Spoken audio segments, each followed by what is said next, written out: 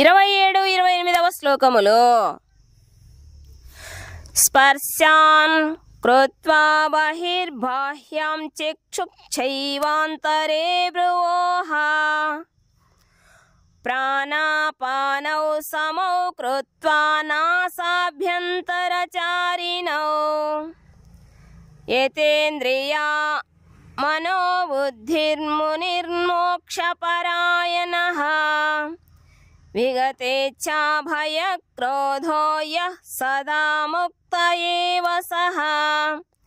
స్పర్శాన్ శబ్దము మున్నగు ఇంద్రియ విషయములను కృత్వా చేసి బాహ్యమైన బాహ్యాన్ అనవసరమగు చక్షు కన్నులను చా కూడా ఏవా నిశ్చయముగా అంతరే నడుమ భ్రువోః కనుబొమల ప్రాణాపాన ఉచ్ఛ్వాస నిశ్వాసములను సమా కృత్వా సమములుగా చేసి నాసాభ్యంతరచారిణౌ నాసికారంధ్రములలో చరించు యథా నిగ్రహించబడిన ఇంద్రియములను మనస్సును బుద్ధిగల ముని మోక్షపరాయణ మోక్షములో ఆసక్తి కలిగిన వాడు విగత విడిచి ఇచ్ఛా కోరికలను భయమును క్రోధ కోపమును ఎవడు సదా ఎల్లప్పుడూ ముక్తుడు ఏవా నిశ్చయముగా సహ అతడు సకల బాహ్యేంద్రియ విషయములను త్యజించి దృష్టిని రెండు కనుబొమ్మల నడుమ కేంద్రీకరించి ప్రాణాపాన వాయువులను నాసికారంధ్రములలో సమములుగా నిలిపి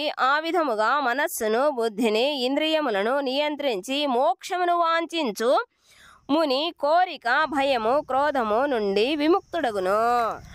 ఎల్లప్పుడూ అట్టి స్థితిలో నెలకొనిన వాడు నిశ్చయముగా ముక్తిని పొందగలడు. భాష్యము. కృష్ణ చైతన్యములో నెలకొనుట ద్వారా మానవుడు వెంటనే తన ఆధ్యాత్మిక స్వరూపమును గుర్తించగలుగును. అప్పుడు అతడు భక్తియుక్త సేవ ద్వారా భగవంతుని అవగాహన చేసుకోగలుగును. భక్తియుక్త సేవలో శ్రద్ధగా నెలకొనినప్పుడు మానవుడు దివ్యమైన ఆధ్యాత్మిక స్థితికి చేరుకుని తన కర్మలన్నింటిలోనూ శ్రీకృష్ణుని దర్శించగలుగును. ఇట్టి ప్రత్యేక స్థితియే పరబ్రహ్మములో ముక్త స్థితి అనబడును. పరబ్రహ్మములో ముక్త స్థితిని సాధించు విషయమును గూర్చి అర్జునునకు వివరించిన పిమ్మట శ్రీకృష్ణ భగవానుడు యమ నియమ ఆసన ప్రాణాయామ ప్రత్యాహార ధారణ ధ్యాన సమాధి అను 8 అంగములుగా గల అష్టాంగ యోగ ద్వారా ఎట్లు మానవుడు అట్టి స్థితిని సాధించగలుగునో ఉపదేశిస్తుండెను.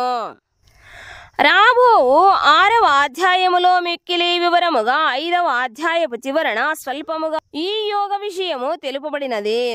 శబ్ద స్పర్శ రూప రుచి రసము వాసన గంధము వంటి ఇంద్రియార్థ విషయములను యోగలోని ప్రత్యాహార విధానము ద్వారా తొలగించి దృష్టిని 2 కనుబొమ్మల నడుమ నిలిపి సగం మూసిన కన్నులతో ముక్కు కొన పైన కేంద్రీకరించవలెను. కన్నులను పూర్తిగా మూసినచో నిద్రలోకి జారుకొను అవకాశము ఉండును. అట్లే కన్నులను పూర్తిగా తెరచుట ద్వారా కూడా ఎట్టి ప్రయోజనము ఉండదు. ఎందుకనగా ఇంద్రియ విషయముల పట్ల ఆకర్షించబడే ప్రమాదము ఉండును.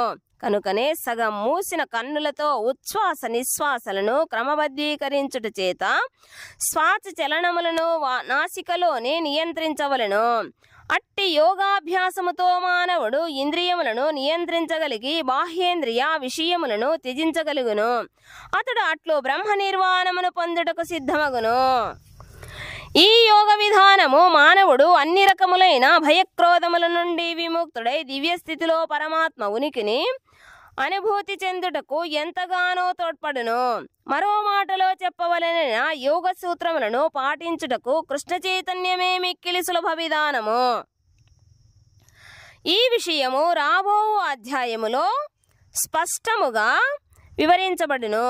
కృష్ణ చైతన్యవంతుడు నిరంతరము భక్తియుక్త సేవలో నెలకొని ఉండుటచే తన ఇంద్రియములను ఇతర ఏ కార్యములోనూ నెలకొల్పడు. ఈ పద్ధతి అష్టాంగ యోగ పద్ధతి కంటెను ఇంద్రియ నియంత్రణ కొరకు ఉత్తమమైనది. 29వ శ్లోకము. భోక్తారం యజ్ఞ తపసం సర్వలోక మహేశ్వరం సుహృదం సర్వభూతానాం జ్ఞాత్వా మాం శాంతిమృచ్ఛతి. భోక్తారం అనుభవించువానిని యజ్ఞములకు తపసాం తపములకు నియమములకు సర్వలోకములకు మరియు అందులోని ఉపదేవతల యొక్క మహా ఈశ్వరం పరమ ప్రభువు సుహృదం ఉపకారము కలిగించువానిని మిత్రుని సర్వభూతానాం సర్వజీవులకు జ్ఞాత్వా అట్లు తెలుసుకొని మాం నన్ను శ్రీకృష్ణుని శాంతిం భౌతిక దుఃఖ నివారణను రుచ్యతి పొందును.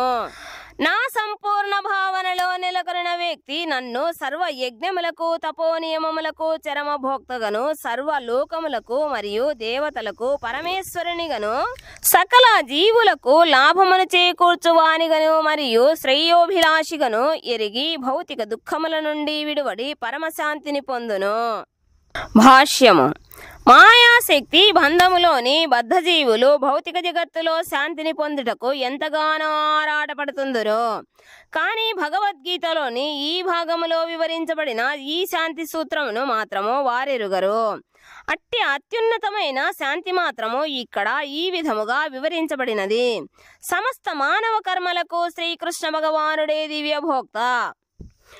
అతడే సమస్త లోకములకు మరియు అక్కడి దేవతలకు ప్రభువగుట చేత అతని దివ్య సేవ కొరకై జనులు సర్వస్వమును అర్పించవలెను. అతని కంటెను మహత్తరుడు మరొక్కడు లేడు. దేవతలలో శ్రేష్ఠులైన బ్రహ్మరుద్రాదుల వంటి దేవతల కంటెను అతడు శ్రేష్ఠుడు. కనుకనే భగవానుడు తమీశ్వరానాం పరమం మహేశ్వరం అని వేదములలో శ్వేతాశ్వతరోపనిషత్తు 6-7 వర్ణించబడెను. మాయామోహితులైన జీవులు తాము చూచువానికంతటికి ఈశ్వరులు కావాలనని ప్రయత్నించుదురు. కానీ నిజమునకు వారు దేవాదిదేవుని మాయాశక్తి అధీనములో ఉన్నట్టి వారే. శ్రీకృష్ణ భగవానుడు భౌతిక ప్రకృతికి ప్రభువు. బద్ధజీవులు కఠినమైన ప్రకృతి నియమములకు లోబడి ఉందరు. ఈ నగ్న సత్యమును ఎరుగనంత కాలము ప్రపంచములో వ్యక్తిగతముగా గాని సామూహికముగా గాని విశ్వశాంతిని సాధించుటకు అవకాశమే లేదు. దేవాదిదేవుడైన శ్రీకృష్ణుడే పరమేశ్వరుడు. శ్రేష్ఠులైన దేవతలతో సహా జీవులందరూ అతని ఆధీనులని చెప్పుటయే కృష్ణ చైతన్యపు ముఖ్యోద్దేశ్యము. కేవలము అట్టి పూర్తి కృష్ణ చైతన్యములోనే మానవుడు పరమశాంతిని సాధించగలుగును. సాధారణముగా కర్మయోగగా పిలువబడు కృష్ణ చైతన్యముకు ఈ 5వ అధ్యాయము ప్రయోగాత్మిక వివరణ. కర్మయోగ ఏ విధముగా ముక్తిని చేకూర్చగలదనే జ్ఞానపూరితమైన ప్రశ్నకు ఇక్కడ సమాధానమియ్యబడెను. కృష్ణ చైతన్యముతో కర్మ చేయుట అనగా శ్రీకృష్ణుడే సమస్తముకు పరమేశ్వరుడను పూర్తి జ్ఞానముతో కర్మ చేయుట అని భావము. అట్టి కర్మ దివ్య జ్ఞానముకు భిన్నము కాదు. ప్రత్యక్ష కృష్ణ చైతన్యము భక్తియోగ కాగా జ్ఞానయోగ అట్టి భక్తియోగకు దారితీయు మార్గము. పరతత్వముతో తమకు గల సంబంధ జ్ఞానముతో కర్మ చేయుటయే కృష్ణ చైతన్యము. దేవాది దేవుడైన శ్రీకృష్ణుని గూర్చిన పూర్తి విజ్ఞానమే ఈ చైతన్యములోని పరిపూర్ణ జ్ఞానస్థితి. నిజమునకు శుద్ధాత్మ భగవానుని భిన్న అంశగా అతనికి నిత్యదాసుడై ఉండును. కానీ మాయపై అధికారము చెలాయించవలనను కోరికతో అతడు మాయతో సంపర్కమును కలిగించుకొనును. అట్టి సంపర్కమే అతని సమస్త దుఃఖములకు కారణమగును. అతడు భౌతిక జగత్తుతో సంపర్కమును కలిగి ఉన్నంత కాలము భౌతిక అవసరముల కొరకై కర్మ చెయ్యవలసి ఉండును. ఏమైనను అతడు భౌతిక ప్రకృతి పరిధిలో ఉన్నప్పటికీ కృష్ణ చైతన్యము అతనిని ఆధ్యాత్మిక జీవితములోకి తీసుకురాగలదు. ఎందుకనగా అది భౌతిక జగత్తులో అభ్యాసము ద్వారా ఆధ్యాత్మిక స్థితిని జాగృతపరచును. ఆధ్యాత్మిక జీవితములో అతడు ఎంత అధికముగా పురోభివృద్ధిని సాధించునో అంత అధికముగా మాయా పిడికిలి నుండి విడువడగలుగును. భగవానుడు ఎవరి పట్లను పక్షపాతమును కలిగి ఉండడు. కనుక మానవుని ఆధ్యాత్మిక పురోభివృద్ధి కృష్ణ చైతన్యములో అతని విద్యుక్త ధర్మ నిర్వహణపై ఆధారపడి ఉండును. అట్టి కృష్ణ చైతన్య సహిత కర్మ అన్ని రకములుగా ఇంద్రియములను నియంత్రించుటలోను మరియు కామక్రోధముల వేగములను జయించుటలోను అతనికి తోడ్పడును. ఈ విధముగా ఇంద్రియముల పలు వేగములను నియంత్రించి కృష్ణ చైతన్యములో స్థిరముగా నెలకొనిన వాడు నిజముగా బ్రహ్మ నిర్వాణ లేక ఆధ్యాత్మిక స్థితిలో నెలకొనిన వాడగును. యోగ యొక్క చరమ ఉద్దేశము నెరవేరబడుతుండుట చేత కృష్ణ చైతన్యములో అష్టాంగ యోగ సహజముగానే అభ్యసించబడును. యమ నియమ ఆసన ప్రాణాయామ ప్రత్యాహారము ధారణ ధ్యాన సమాధి అను 8 అంగములు గల యోగాభ్యాసము మానవుని క్రమముగా ఉద్ధరించును. కానీ ఇది భక్తియుక్త సేవ ద్వారా పొందు పరిపూర్ణత్వముకు ఉపోద్ఘాతము వంటిదే. భక్తియుక్త సేవలోని పరిపూర్ణత్వమే మానవునకు శాంతిని ప్రసాదించగలదు. అదే మానవ జీవితపు పరమ సంసిద్ధి. శ్రీమద్ భగవద్గీతలోని కర్మయోగము కృష్ణ చైతన్య సహిత కర్మ అను 5వ అధ్యాయమునకు భక్తి వేదాంత భాష్యము సమాప్తము.